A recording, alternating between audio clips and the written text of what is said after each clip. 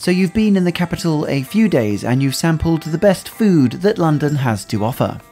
Pizza Express, Greggs, and the Boots meal deal. Now that's great and all, but what you're really looking for is something unique.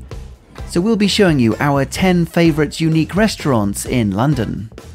We'll whiz by the world's first cheese conveyor belt, sample some white chocolate mash, which believe me is much better than it sounds, feast next door to the Prime Minister, be surrounded by cats, dine in a Victorian toilet, and much, much more. If you're new here, we make travel movies from our hometown of London and around the world, hoping you might just find your next holiday inspiration. This is Suitcase Monkey, looking for unique dining in London. First up on our list is Rabu 1745, and this place is heaven for anyone who loves chocolate. That's because every single dish on the menu uses either cacao, which is the seed chocolate is made from, or the roasted cocoa bean as a subtle ingredient. The food all draws on Caribbean traditions with a contemporary British twist, and the addition of chocolate makes everything on the menu appear original. My personal favourite was the main course, a slow-cooked portion of beef with cacao mushroom dumpling. On the side we pecked at white chocolate mash and Caribbean sweet potato with cacao barbecue sauce. The chocolate theming is a gimmick that could cheapen the experience, but is actually quite a swanky place. Owned by Hotel Chocolat, the serving presentation is more elegant than you might expect. And so I think overall it's a great place to visit if you're intrigued by what is essentially a very posh Mars bar. Next up is The Attendant, which is a restored Victorian toilet, originally built and used since the 1890s. Now, to put the 1890s into perspective, this means you could be eating an avocado in the exact spot where Jack the Ripper did a poo. And if that isn't unique, I don't know what is. The original public toilet was closed in the 1960s and was remodeled, cleaned and reopened 50 years later. There's a nice mixture of lighter snacks such as bacon rolls, porridge and granola to full plates of traditional brunch staples. Avocado, hummus, lentils, grilled halloumi, eggs, they're all in here.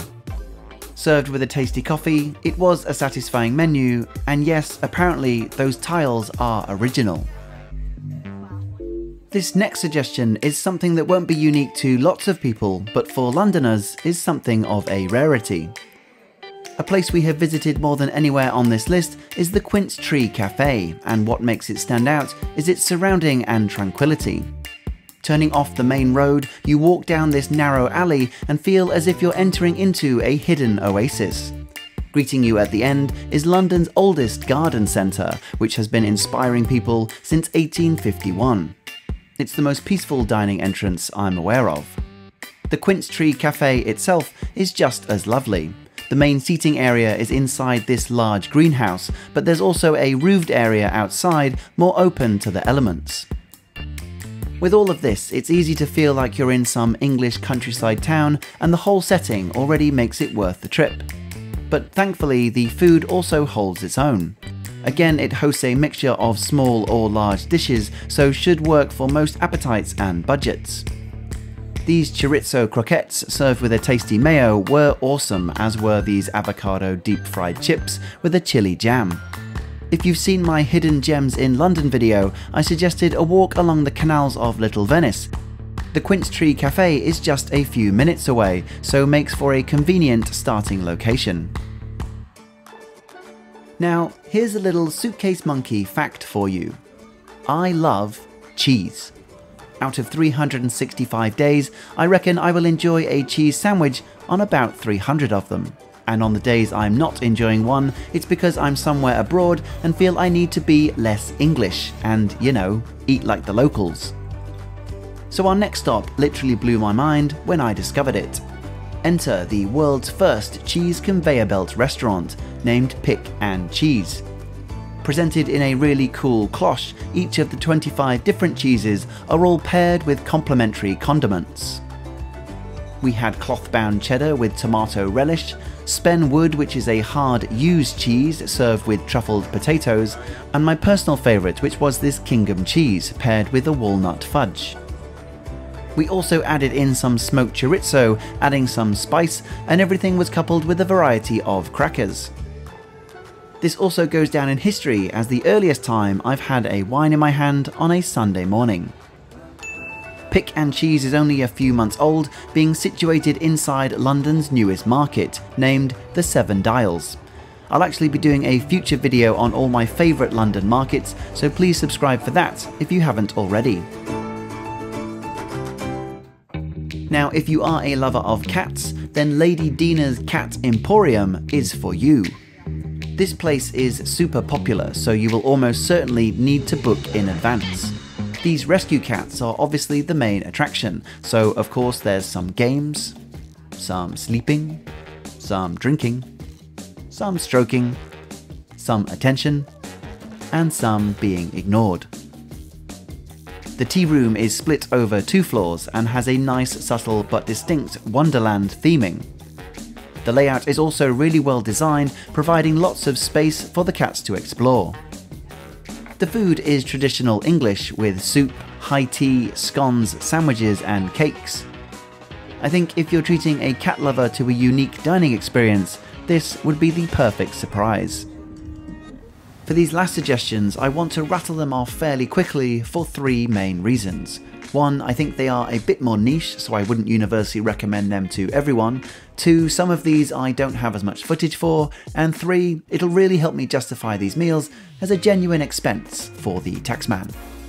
So here are 5 quick suggestions you might also want to consider. The first is Swingers. This is 18 holes of crazy golf that also serves food and drinks for your enjoyment. Great fun for either a couple or a small group. Second, we have the Jazz Cafe in Camden, one of London's most famous live music venues. You get to enjoy your food from the balcony while listening to live jazz, soul, funk and blues. And how about the Paternoster Chop House? This is the actual restaurant where the popular UK TV show First Dates is filmed. Now, we are massive fans of the TV show, so spent our first anniversary here. Even without Fred and his team, it's great to see Merlin's bar and make that infamous walk towards the unknown. Fourth, we have Sketch. This place is probably most famous for its incredibly pink, Instagrammable gallery room where you can enjoy afternoon tea. But it has numerous rooms that are each something to behold. It is expensive here, but its toilets are almost worth the price alone. And lastly, there is dining inside the Houses of Parliament. Now, this is technically classed as a pop-up since availability isn't always open. But when it is, you get to walk around the inside of Parliament, see the House of Commons in action, or not as things can sometimes be, and then sit down to some English food in a room overlooking the Thames. For further inspiration, check out my other London food guides as well as our international travels around the world. And follow us on Instagram to see us exploring live as it happens. Thanks for watching, Suitcase Monkey.